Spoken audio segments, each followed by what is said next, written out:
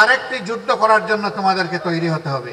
স্বাধীনতার ফসল বাংলাদেশের জনগণের পকেটে এবং ঘরে উঠেনি। একটা গোষ্ঠী এটাকে হাইজ্যাক করেছিল। ঢাকা মেডিকেলে 7 তারিখ আমরা গিয়েছিলাম আহতদেরকে দেখতে। হাত কাটা, পা কাটা, চোখ নেই। বিছানার পাশে দাঁড়িয়ে বিছানায় বসে জিজ্ঞাসা করেছিলাম কেমন লাগে, বলে যে ভালো লাগে। আমাকে আহত অবস্থায় রক্ত ঝরছে, চোখ নাই, তুমি দেখো না, তাও তোমার ভালো লাগে। কেন তোমার ভালো লাগে?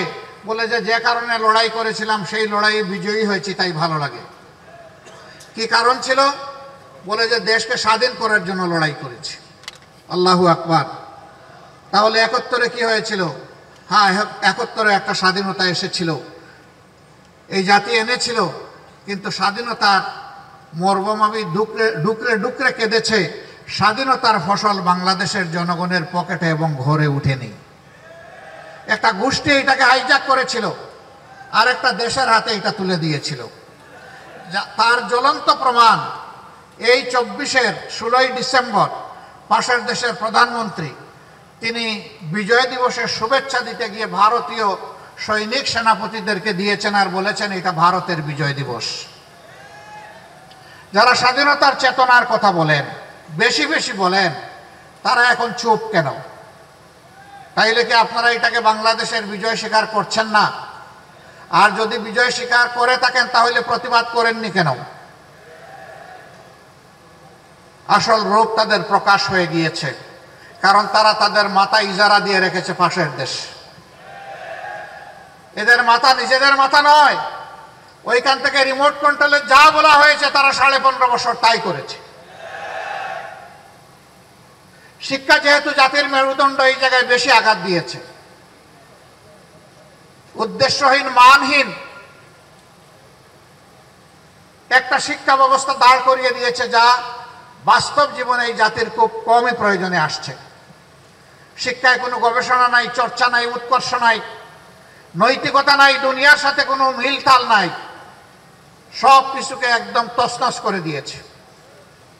আমি ইসলামী ছাত্র শিবির এবং এখানে অন্যান্য ছাত্র সংগঠনের যে সমস্ত নেতৃবৃন্দ উপস্থিত আছেন তাদের কাছে আমি আহ্বান জানাতে চাই, আরেকটি যুদ্ধ করার জন্য তোমাদেরকে তৈরি হতে হবে। সেই যুদ্ধটা হচ্ছে শিক্ষা প্রতিষ্ঠানকে সবার আগে মেরামত করা।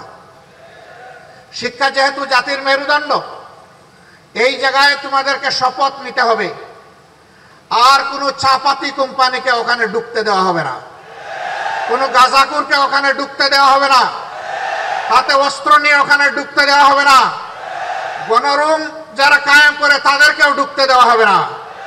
শিক্ষা প্রতিষ্ঠানে টেন্ডারবাজি, চাঁদাবাজি যারা করবে তাদেরও কোনো ঠিকানা শিক্ষা প্রতিষ্ঠানে হবে না। শিক্ষা প্রতিষ্ঠানে শুধু শিক্ষা, শিক্ষার চর্চা আর গবেষণা থাকবে। যদি তাই থাকে তাহলে আগামীর বাংলাদেশ ঘুরে দাঁড়াবে ইনশাআল্লাহ। যদি তোমরা শিক্ষা প্রতিষ্ঠানকে সেইভাবে গড়ে তুলতে পারো তাহলে 24-এর এই ত্যাগ ইনশাআল্লাহ শতভাগ সফল হবে। আর যদি শিক্ষা প্রতিষ্ঠানকে গড়ে তোলা না যায় এই জাতি বারবার পথ হারাবে। এই জন্য পথ হারা জাতিকে এখন পথের উপর টেনে উঠানো তোমাদের দায়িত্ব। এই জন্য আমরা তোমাদের সাথে আছি। এই যুদ্ধে যেভাবে 24-এ আমরা তোমাদের সাথে ছিলাম, 36শে জুলাই পর্যন্ত আগামীতেও তোমাদের সাথে থাকার অঙ্গীকার আমরা ব্যক্ত করছি। তোমরা এগিয়ে যাও, আমরা তোমাদের সাথে আছি ইনশাআল্লাহ। ইসলামী ছাত্র শিবিরের উদ্দেশ্যে আমি বলতে চাই, এখানে স্লোগানে লেখা আছে সততা, দক্ষতা, দেশপ্রেম।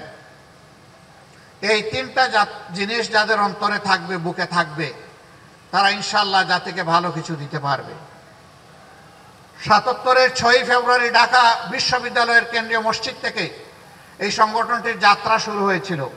2010 সাল পর্যন্ত ছাত্র শিবির তাদের বৈধ রাজনৈতিক একটা ছাত্র সংগঠন হিসাবে তাদের অধিকার প্রয়োগ করে সদস্য সম্মেলন করতে পেরেছে। 10 সালের পরে আজ এই দ্বিতীয়বার, 10 সালের পরে এই দ্বিতীয়বার আজকে 24-এর 31 তারিখে ডিসেম্বরের অনুষ্ঠিত হতে যাচ্ছে। মাঝখানে না হওয়ার মূল কারণ আমি সবার বক্তব্য শুনি নাই, সার্জিসের বক্তব্য থেকে চলে এসেছে। সার্জিস বলেছে এই সংগঠনকে নিশ্চিহ্ন করতে চেয়েছিল হায়নারা, তারা পারেনি। সত্যের উপর যারা দাঁড়িয়ে থাকে আল্লাহ তাদের সাথে থাকেন। ইসলামী ছাত্র শিবির সত্যের উপর যতক্ষণ দাঁড়িয়ে থাকবে ততক্ষণ আল্লাহ তাআলা তাদের সাথে থাকবেন। ধৈর্যের উপর যতক্ষণ থাকবে আল্লাহ তাআলা ততক্ষণ তাদের সাথে থাকবেন। ছাত্র শিবির তোমাদেরকেই আজকে মূল দায়িত্ব নিতে হবে প্রতিষ্ঠিত ছাত্র সংগঠন হিসাবে।